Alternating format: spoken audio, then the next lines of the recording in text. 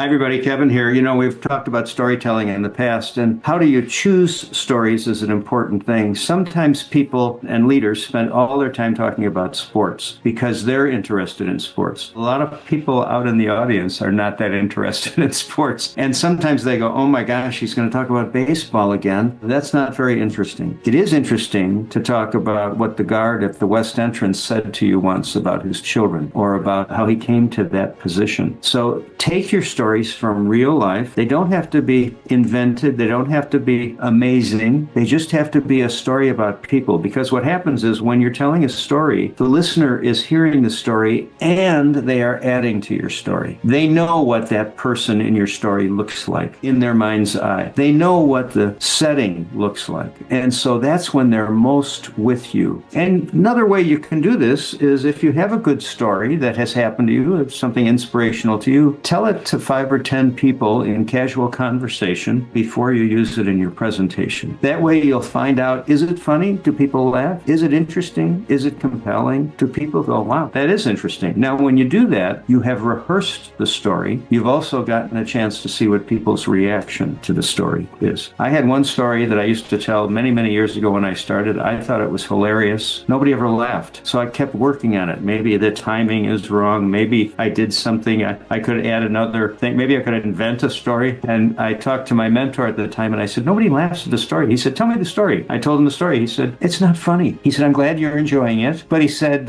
if you're looking for a laugh, it's not there. So sometimes what we love is not what they love. Find humor in other people. Find significance in what other people have said to you, not on what you have said to them. That's the essence of an effective story. I'm Kevin O'Connor. See you next time.